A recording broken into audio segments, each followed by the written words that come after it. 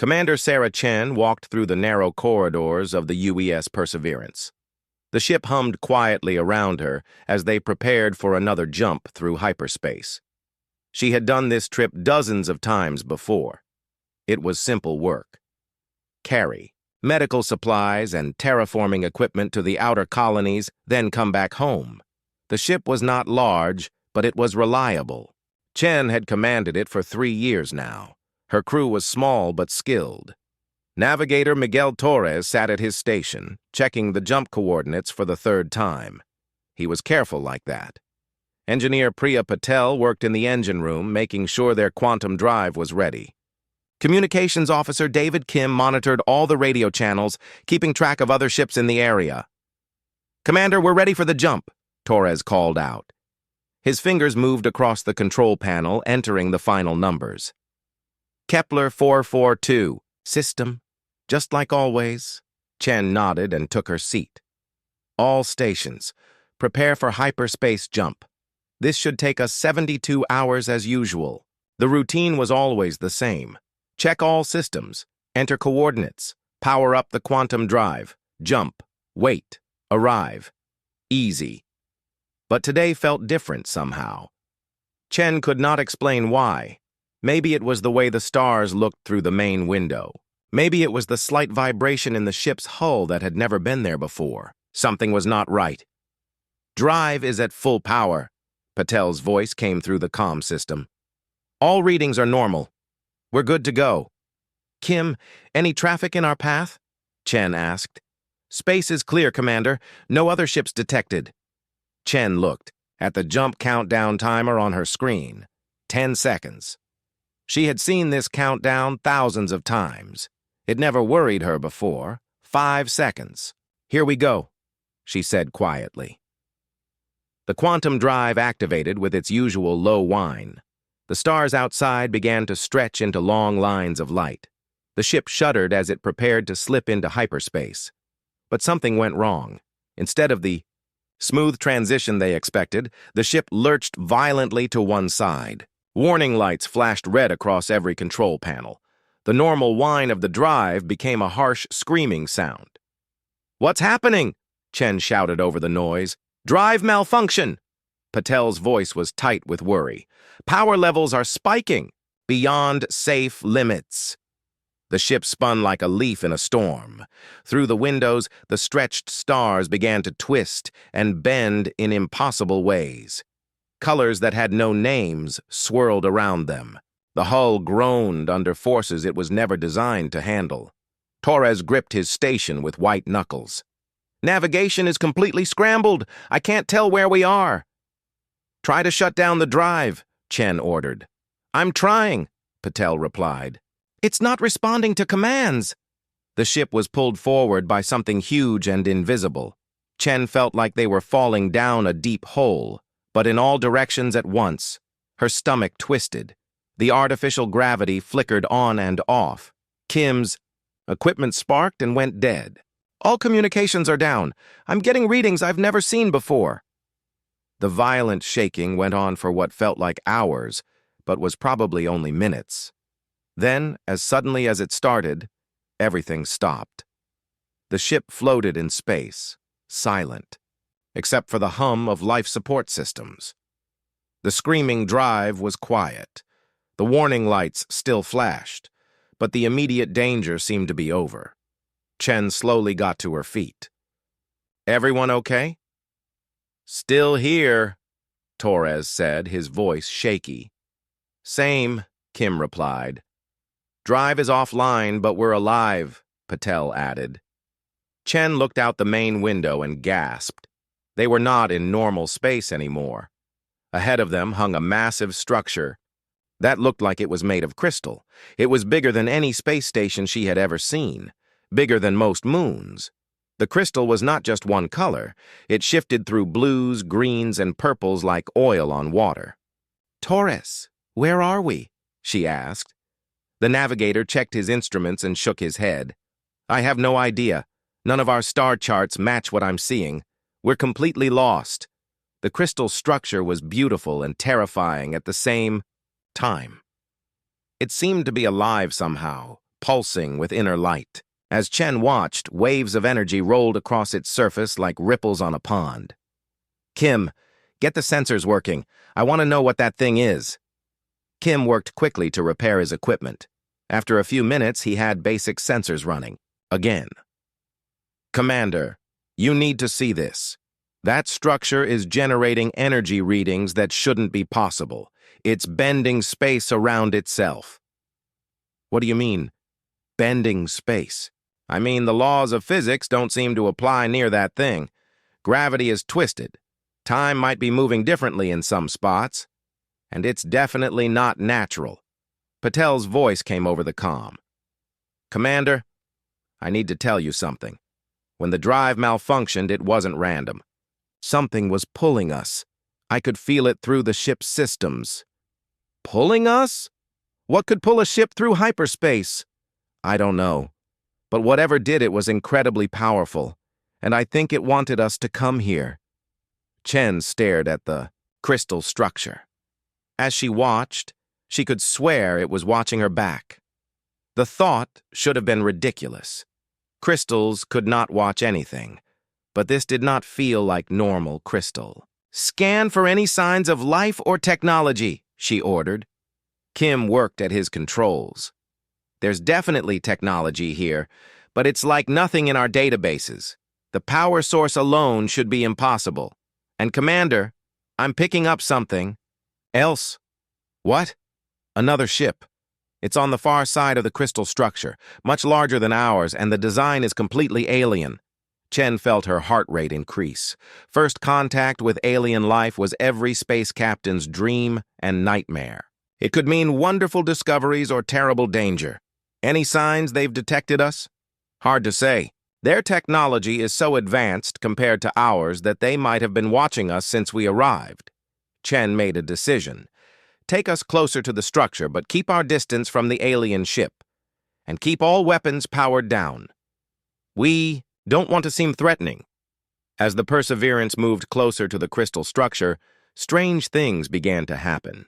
The ship's computer systems started behaving oddly. Screens showed information in symbols no one recognized. The quantum processors made soft, chiming sounds they had never made before.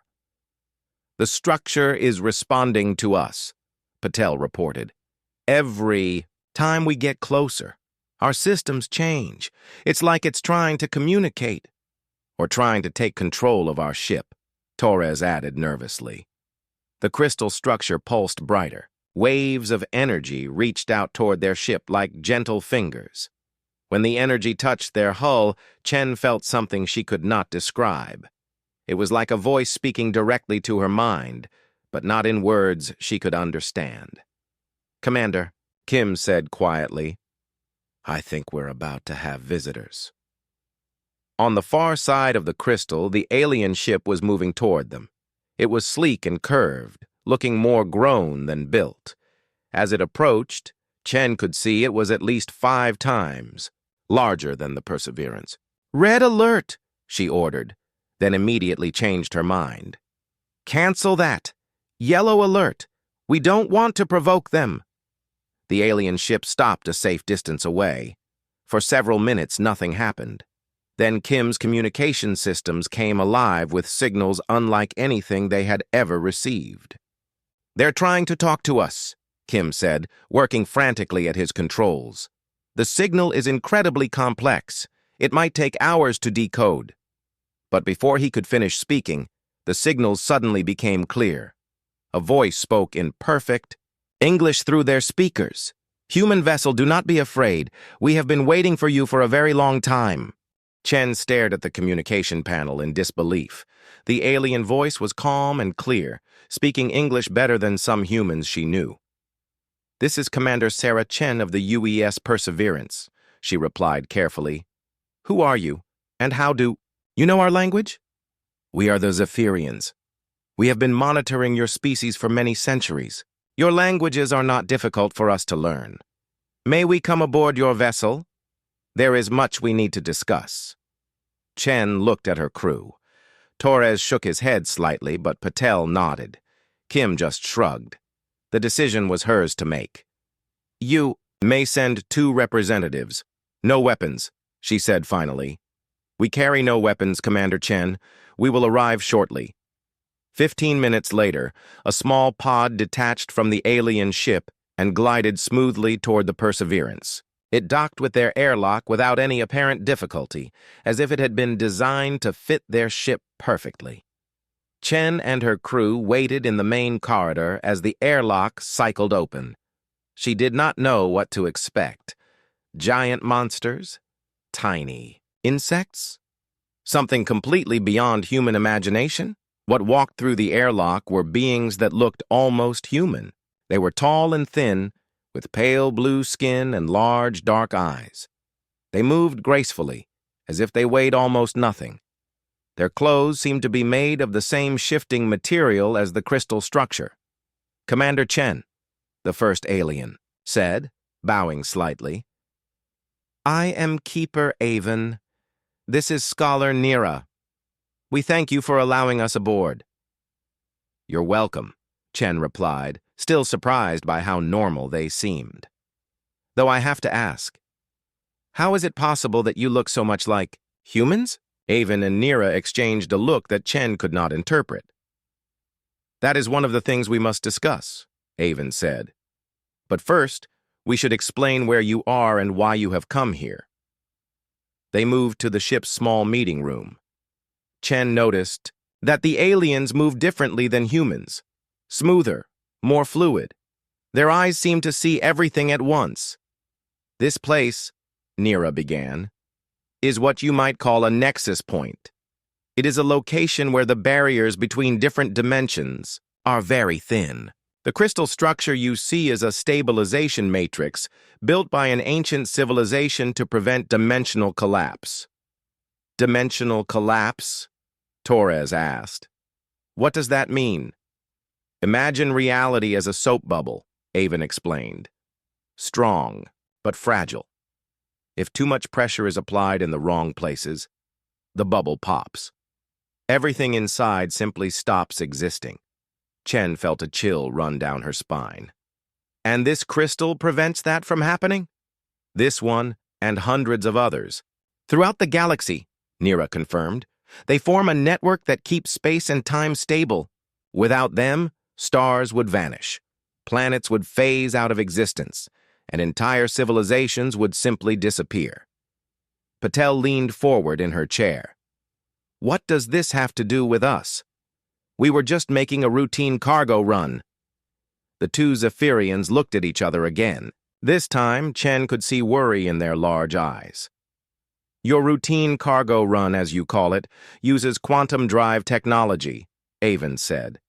Every time a human ship jumps through hyperspace, it tears small holes in the dimensional barriers. These tiers are getting larger. You're saying our FTL technology is dangerous? Chen asked. More than dangerous, Nira replied. It is destroying the fabric of reality itself. We have been watching your species expand across the galaxy, and with each new colony, each new trade route, the damage grows worse. Kim spoke up for the first time. If you've known about this for centuries, why didn't you contact us sooner? Why didn't you warn us? Because, Avon said slowly, we were not certain you were who we thought you were. But your ship's arrival here proves it. Proves what? Chen demanded. Nira stood and walked to the small window that looked out at the crystal structure. The malfunction that brought you here was not random. The nexus point called to you. It recognized something in your ship's quantum signature, something in your crew's neural patterns. Our neural patterns? Patel asked. The stabilization matrices were not built by us, Avon explained. They were created by a species that vanished millions of years ago. We call them the architects. They built this network, then disappeared without a trace. What happened to them? Torres wanted to know. We do not know, but they left behind more than just the stabilization network. They left behind genetic templates spread across the galaxy on thousands of worlds. Most of these templates never activated, but on some worlds, under the right conditions, they began to grow. Chen felt like the room was spinning around her. Are you saying humans are descended from these architects? Not descended, Nira corrected. You are the architects, not the same individuals, but the same species. Your rapid technological development, your instinctive understanding of quantum mechanics, your aggressive expansion into space. These are all genetic memories awakening. That's impossible, Torres said. Is it? Avon asked. How else do you explain your species' sudden leap from primitive tool use to interstellar travel in just a few thousand years? Other species take millions of years to develop such technology. Patel was staring at her hands as if she had never seen them before. The quantum drive, when it malfunctioned, I could feel something. It was like the ship was trying to talk to me. Because it was, Nira said gently. Your quantum processors are crude attempts to recreate technology that should be operated by consciousness alone. The architects did not need machines to manipulate space and time. They used their minds. Chen stood up abruptly. This is all very interesting, but even if it's true, what does it mean for us right now? We're lost in space with a damaged ship. You are not lost, Avon assured her. You are found. And your ship is not as damaged as you think. Scholar Nira, show them. Nira walked over to one of the ship's wall panels and placed her hand on it. The panel lit up with symbols that seemed to move and shift. Your ship's systems are already beginning to adapt. The nexus point is helping them remember their true purpose. As she spoke, Chen could hear the quantum drive humming softly, but it sounded different now, cleaner, more musical. The network is failing, Avon said seriously. Stabilization matrices across the galaxy are breaking down. We Zephyrians have maintained them as best we can for millions of years, but we lack the specific quantum resonance needed to repair the damage your species' FTL drives have caused. Only beings with the architect's genetic template can fully interface with the network, Nira added. Only you can save the galaxy from dimensional collapse. Torres laughed, but it was not a happy sound. You're telling us that we're accidentally destroying reality and we're also the only ones who can fix it? Exactly, both Zephyrians said at the same time. Chen sat back down heavily. Assuming I believe any of this, what would we need to do? First, you must learn to use your inherited abilities, Avon explained. The quantum manipulation powers that lie dormant in every human. Then you must help us repair the network before it fails completely. How long do we have? Kim asked. Nira's expression grew grave. Based on current damage rates, perhaps 50 of your years before the first major collapse, entire star systems will simply vanish from existence. And if we refuse to help? Chen asked. Then everything ends, Avon replied, simply. Not just your species, but all life in this galaxy. The room fell silent. Chen could hear the soft humming of the ship's systems, which now sounded almost like singing. Through the window, the crystal structure pulsed with gentle light. There is something else you should know, Nira said quietly. You are not the first human crew to be called to a nexus point. Others have arrived at different matrices across the galaxy. The awakening has already begun. How many others? Patel asked. Dozens of ships so far, all experiencing similar malfunctions in their quantum drives, all being drawn to the network their ancestors built. Chen closed her eyes and tried to process everything she had heard. Ancient aliens, genetic memory, reality-destroying technology. The fate of the galaxy resting on humanity's shoulders. It was too much. But deep down, in a place she rarely listened to, something told her it was all true. If we agree to help, she said finally, what happens to our mission? Our lives? Our families back on Earth? Avon smiled. The first time Chen had seen a Zephyrian show what looked like genuine emotion. Commander Chen, he said, your real mission is just beginning. Engineer Priya Patel stood before the massive crystal structure, wearing a modified EVA suit that the Zephyrians had provided. The suit was unlike anything in human technology. It seemed to be made of the same shifting material as the aliens, clothes, and it felt more like wearing light than wearing fabric. "Are you certain about this?" Commander Chen asked through the comm system. Patel looked back at the Perseverance, floating a safe distance away. Through her helmet she could see Chen and the others watching from the bridge. The Zephyrian ship hung nearby, its curved hull gleaming in the strange light of the Nexus point. "I'm sure," Patel replied. "Someone has to do it, and I understand our quantum systems better than anyone else." That was true, but it was not the whole truth. Ever since they had arrived at the Nexus point, Patel had felt a strange pull toward the crystal structure. It was like being homesick for a place she had never been. The sensation grew stronger every hour. Keeper Avon floated beside her in his own suit. "Remember, do not fight the connection. Allow your mind to merge with the Matrix. Trust your instincts." "What if my instincts are wrong?" Patel asked. "They will not be. The architects built fail-safes into their genetic template. You cannot be harmed by technology your own species created." Patel approached the crystal surface. Up close, she could see that it was not solid. Patterns of light moved through it like flowing water. The surface rippled as she reached out her gloved hand. The moment her fingers touched the crystal, everything changed. Pain shot through her entire body, but it was not the pain of injury. It was the pain of remembering something. Too large for her mind to hold all at once. Images flooded her consciousness. Not her own memories, but the memories of an entire species. She saw the galaxy as it had been millions of years ago, when the architects had been at the height of their power. They had not been conquerors or destroyers. They had been gardeners, carefully tending the fabric of reality itself. She saw their great ships, built not of metal but of crystallized thought. She watched them plant the stabilization matrices on dead worlds, bringing them to life with the power of directed consciousness. She felt their joy as they created beauty where none had existed before. But she also saw their greatest mistake. The architects had grown too confident in their abilities.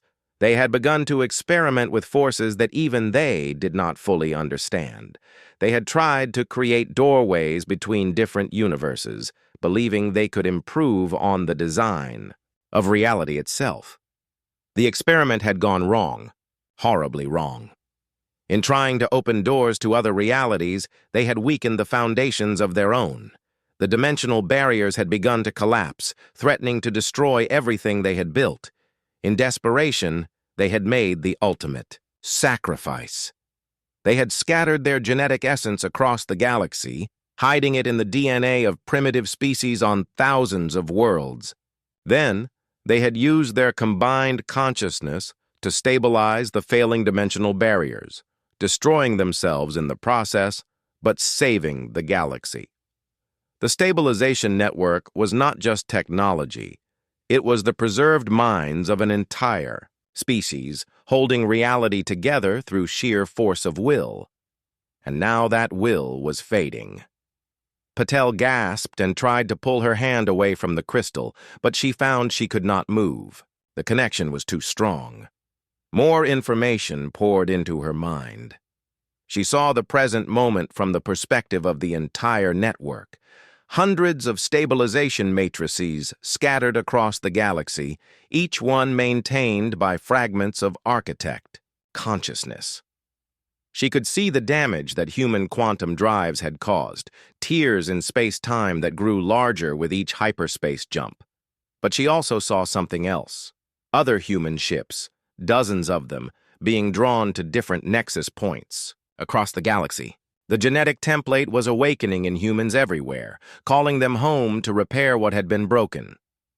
Through the crystal matrix, she could sense her fellow humans beginning to change. Their minds were expanding, learning to perceive dimensions that normal three-dimensional thinking could not grasp. They were remembering abilities that had been dormant for millions of years. "Patel!" Chen's voice cut through the flow of information. Your vital signs are spiking. Get away from that thing. But Patel could not leave, not yet. She was beginning to understand the true scope of the crisis facing the galaxy. The stabilization network was not just failing, it was dying. The preserved consciousness of the architects had held reality together for millions of years, but their strength was finally running out. Without immediate action, the dimensional barriers would collapse within decades. Entire star systems would vanish as space-time folded in on itself. The galaxy would become a cosmic graveyard, filled with nothing but empty void. I can fix it, Patel whispered, though she was not sure if she was speaking to her crewmates or to the fading consciousness within the crystal. I can help you repair the damage. The response came not in words, but in pure understanding. The Matrix showed her what needed to be done. The network required not just maintenance, but fundamental restructuring. The old fail-safes that had been built to prevent another catastrophe like the architect's final experiment were now preventing the repairs that were desperately needed. But changing those fail-safes would require someone to merge permanently with the network, to become a bridge between human consciousness and architect technology. It would mean giving up her individual existence to become part of something far larger. The decision should have terrified her. Instead, Patel felt a deep sense of peace. This was what she had been born to do. This was why the genetic template had activated in her bloodline rather than in someone else's. Patel, respond! Torres's voice joined Chen's on the comm channel. We're reading massive energy surges from the Matrix. I'm okay, Patel replied, though she was no longer entirely sure what I meant. Her consciousness was beginning to merge. With the crystal matrix, her individual thoughts becoming part of a vast collective mind. Through the network, she could suddenly perceive her crewmates in ways she had never imagined possible. She could see the quantum patterns that made up their thoughts, the probability clouds that surrounded their possible futures. She could sense the dormant architect abilities in each of them, waiting to be awakened. Chen's tactical mind, capable of perceiving threats and opportunities across multiple dimensions. Torres's natural ability to navigate by quantum currents rather than by instruments. Kim's potential to establish communication networks that spanned not just space, but time itself. The others, Patel said, her voice echoing strangely as it was amplified by the crystal matrix. They need to understand what they can become. Patel, you're scaring us, Chen said. Come back to the ship. We can figure this out together. No, Patel replied gently. This is where I need to be, but don't worry. I'm not going anywhere. I'm just becoming more than I was before. Through the matrix, she reached out to the Perseverance's quantum processors. With her expanded consciousness, she could see how crude and inefficient they were compared to what human technology should be capable of. With a thought, she began to optimize their function. The ship's systems responded immediately. Power efficiency increased by 300%. Navigation became so precise that Torres could plot courses through hyperspace with mathematical perfection. The communication array suddenly had range that stretched across the entire galaxy. What's happening to our ship? Kim's voice was filled with wonder rather than fear. I'm helping it remember what it was designed to be, Patel explained. Human technology has always been based on quantum consciousness manipulation. You just forgot how to use it properly. Scholar Nira's voice joined the conversation from the Zephyrian ship. The integration is proceeding faster than we expected. Patel is becoming a permanent interface between human consciousness and the architect network. Is she still human? Chen asked. She is more human than she has ever been, Avon replied. She is becoming what humans were always meant to become. Patel felt the truth of those words resonate through every quantum particle of her being. The genetic template was not just about remembering the past, it was about evolving into the future. The architects had not vanished. They had transformed themselves into something greater, and now their human inheritors were beginning the same transformation. Through the matrix, She could sense the other awakening humans across the galaxy. Each one was learning to use abilities that seemed impossible by the old understanding of physics. They were beginning to repair the damaged stabilization network, not with tools or machines, but with the power of consciousness itself. But the work would take time, and they would need guidance. They would need someone who could serve as a bridge between their limited human understanding and the vast knowledge preserved in the architect network. "I know what I have to do," Patel said. "And I know what all of you have to do too." "Tell us," Chen said simply. "You have to go back to human space. But not as you were. You have to help others awaken to their true potential. The galaxy is full of humans who carry the genetic template, but most of them don't know it yet." "And you?" Torres asked quietly. Patel smiled, though she was no longer certain she had a physical face to smile with. "I'll be here, maintaining the network and guiding others who—" Commander Chen stood on the bridge of the Perseverance, watching the crystal matrix pulse with new energy. 3 days had passed since Patel had merged with the Architect Network, and the changes were already remarkable. The ship itself felt different. Every system ran smoother than it ever had before.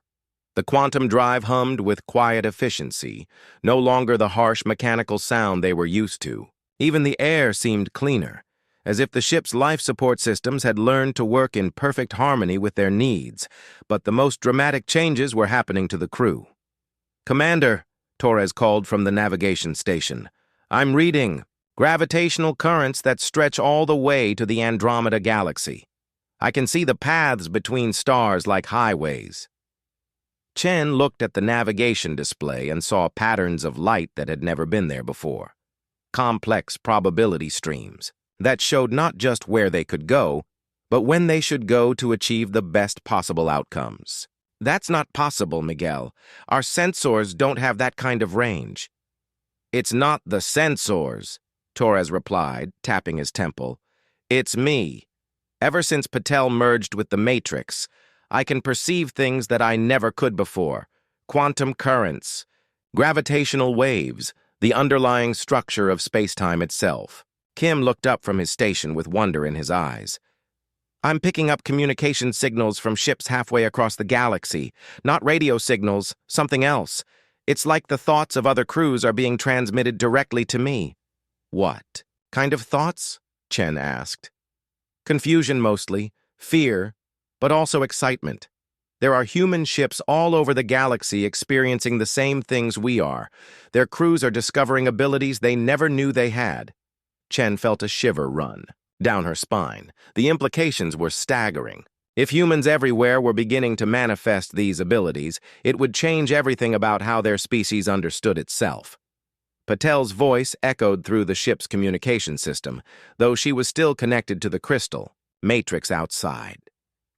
Her voice sounded different now, deeper, more resonant, as if it was coming from multiple sources at once. "Chen, you need to see what I'm seeing. Come to the observation deck." Chen made her way to the small viewing area at the front of the ship.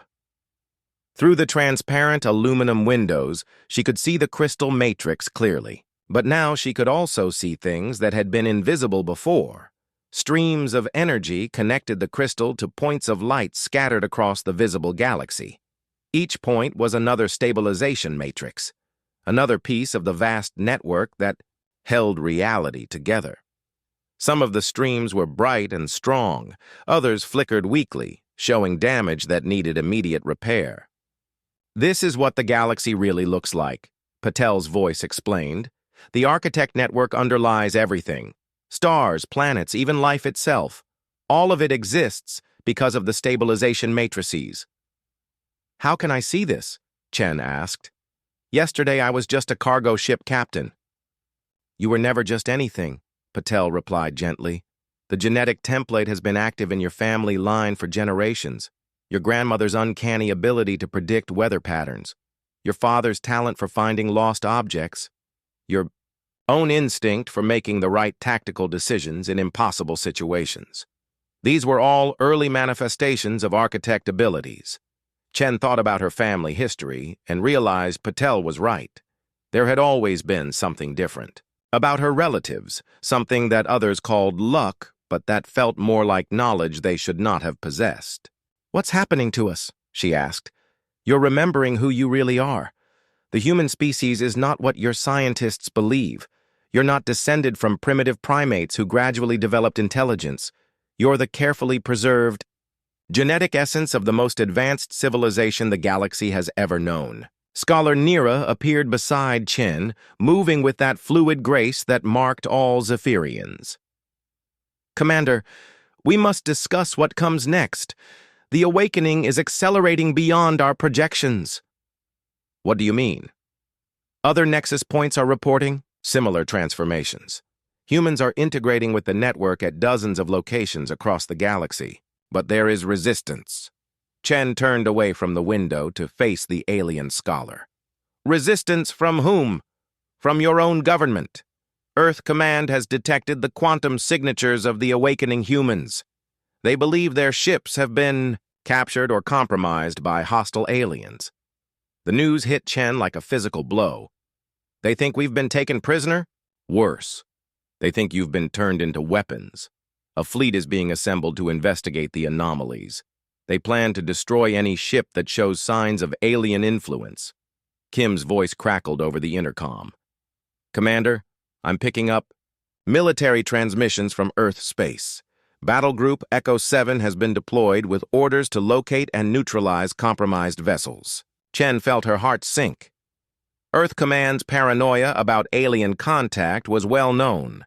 They had standing orders to destroy any ship that might have been contaminated by foreign technology, believing that the risk to humanity was too great to take chances.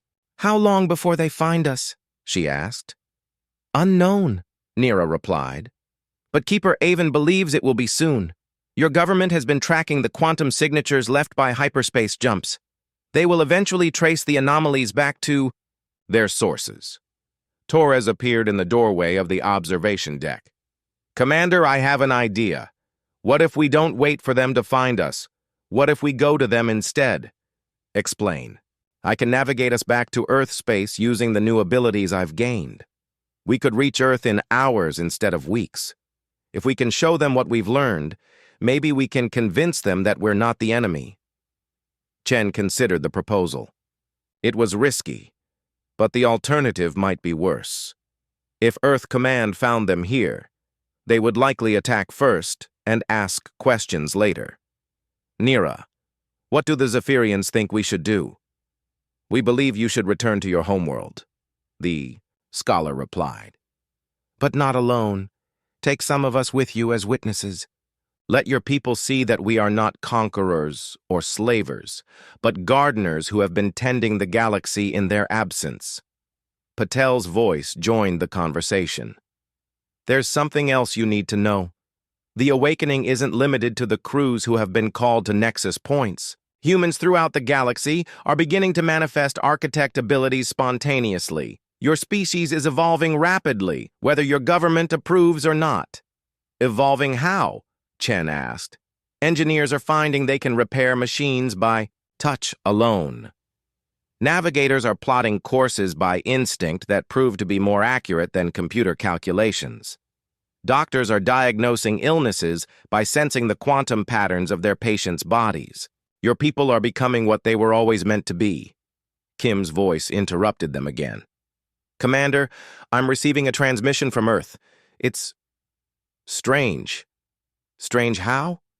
"It's not coming through our normal communication channels. Someone is speaking directly into my mind." Chen hurried back to the bridge, followed by Nira and Torres. Kim was sitting at his station with his eyes closed, his face twisted in concentration. "Kim, what are you hearing?" "It's Dr. Sarah Voss from the Quantum Research Institute on Luna. She's saying that awakening humans on Earth are being detained by the military. They're being held in isolation facilities and studied like laboratory animals." "Can you respond to her?" Kim nodded and spoke aloud, though Chen realized he was actually transmitting his thoughts across interstellar space. "Dr. Voss, This is Communications Officer Kim aboard the UES Perseverance. We've learned the truth about what's happening to our species. A pause. Then Kim's eyes opened wide. She says the detained humans are claiming they can see flaws in the fabric of space-time around Earth. They're insisting that the planet is in danger from something the military doesn't understand. What kind of danger? Chen demanded. Kim closed his eyes again. After a moment, he looked up with fear in his expression. The Sol system's stabilization matrix is failing. Without immediate repair, Earth's sun will become dimensionally unstable within 6 months. The bridge fell silent. Chen felt the weight of impossible responsibility settling on her shoulders. Earth was in danger. Her crew was evolving beyond human recognition, and somewhere out there, military forces were preparing to destroy anyone who tried to help. "Patel," she called out. "Can you confirm what Dr. Voss is saying?" "Checking the network now," came the reply. After a few moments, Patel's voice returned, heavy with concern. "She's right. The Sol matrix is one of the most damaged in the entire network. If it fails completely, your star will collapse into a dimensional singularity. Everything within 50 light years will be pulled into non-existence." Chen closed her eyes and tried to think. The fate of humanity, possibly the fate of the galaxy, was resting on decisions she was completely unprepared to make. "How many people know about this?" she asked Kim. "Dr. Voss says there are about 200 awakened humans in military custody. All of them can sense the impending failure, but the military believes they're either insane or lying." "Then we don't have a choice," Chen said finally. "Torres, plot a course for Earth. Nira, contact your ship and ask for volunteers to accompany us. We're going home."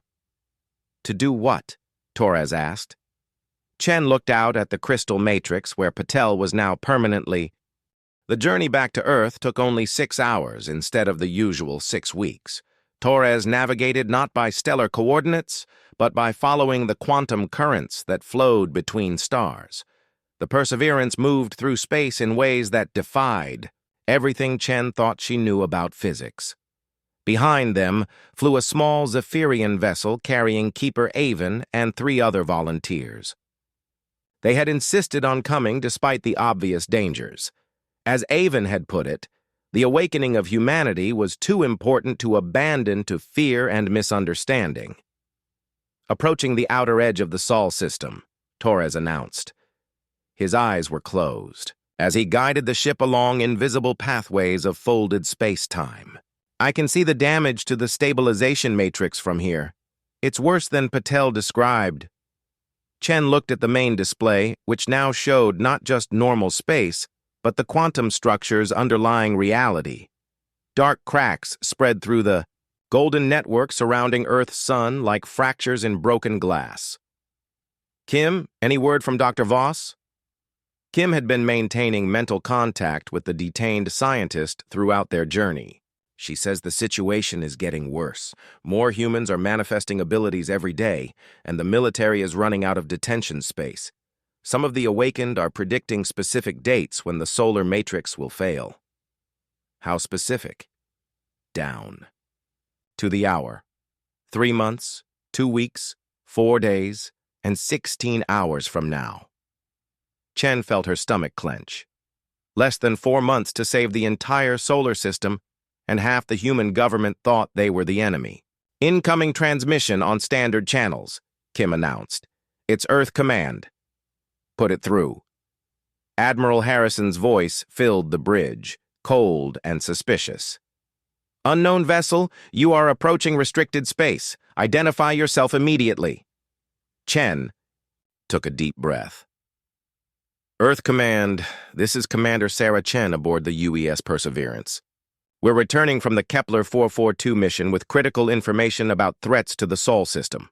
A long pause. "Commander Chen, according to our records, the Perseverance vanished 3 weeks ago after reporting a hyperspace malfunction. How did you return so quickly?" "That's part of what we need to discuss, Admiral.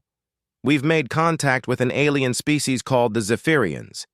They've helped us understand the true nature of the quantum anomalies your scientists have been detecting. Commander, you are ordered to proceed immediately to Luna Station for decontamination and debriefing.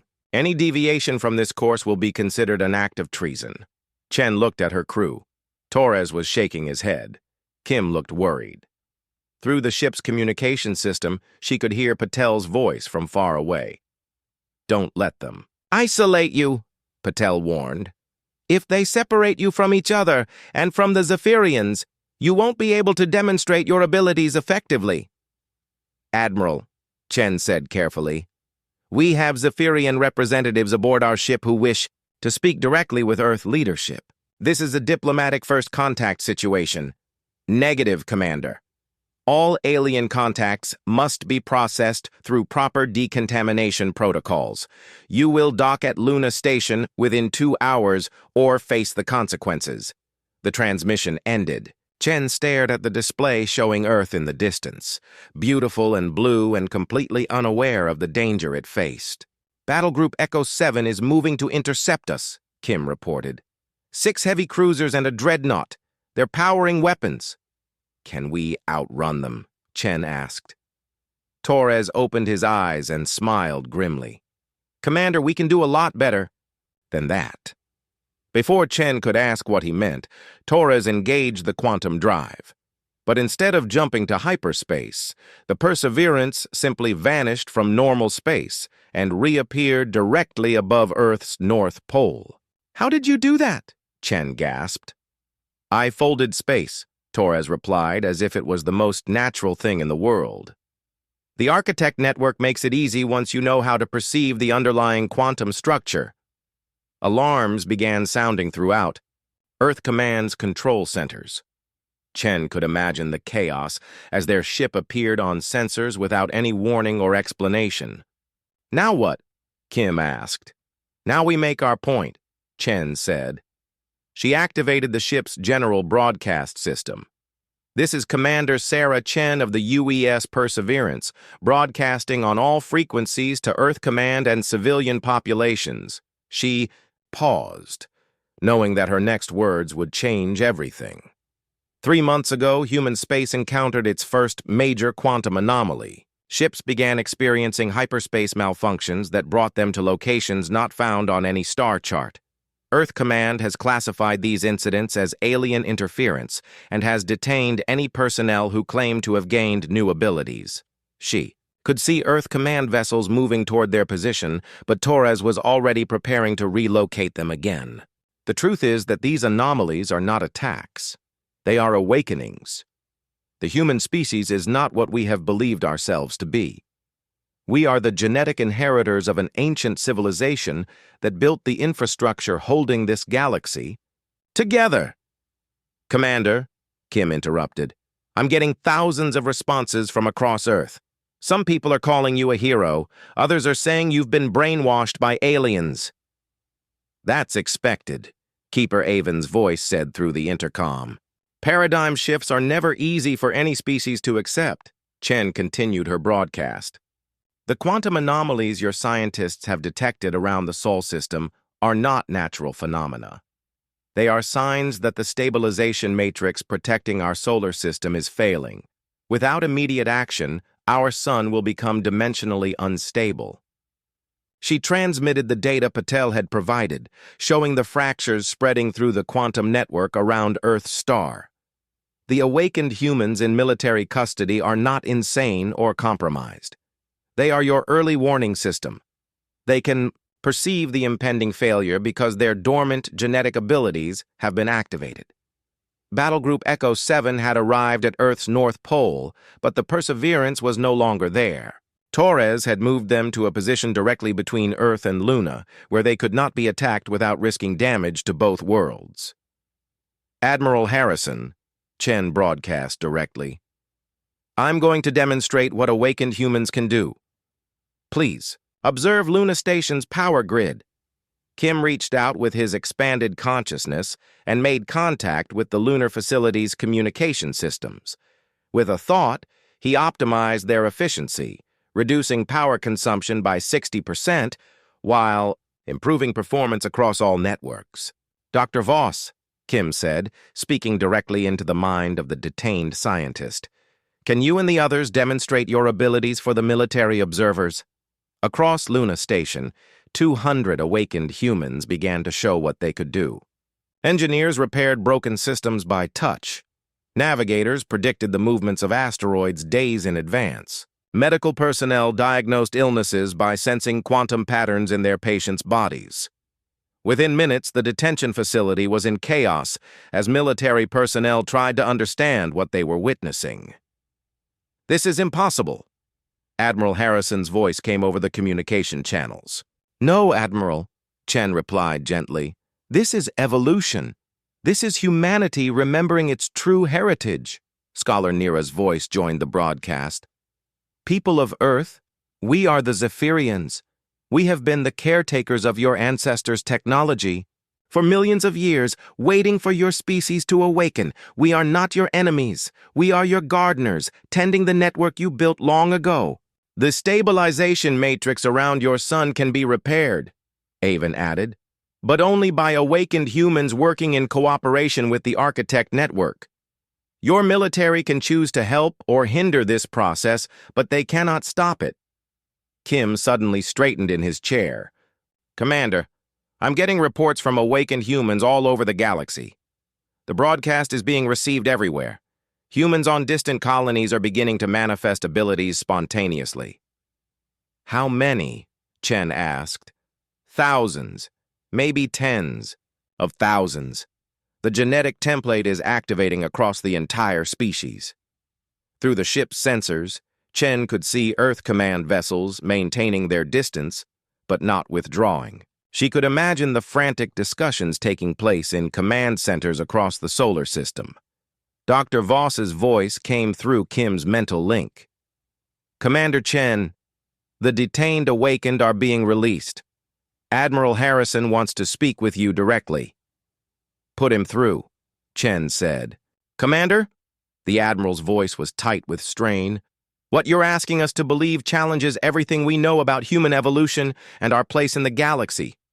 "I understand, Admiral, but the evidence is all around you." The Awakened. "Humans in your custody, the quantum anomalies your scientists have been tracking, the abilities my crew has demonstrated. The question is whether you'll help us save Earth or whether you'll let fear and prejudice doom our entire species." A long silence. Then Harrison spoke again, his voice heavy with the weight of impossible decisions. "Dr. Voss confirms that the solar matrix degradation matches your data. Our quantum physicists agree that the timeline for dimensional failure is accurate." Another pause. "What do you need from us?" Chen felt a wave of relief wash over her. "We need you to release all detained awakened humans and allow them to work with the Zephyrians to repair the Sol System stabilization matrix. We need you to prepare the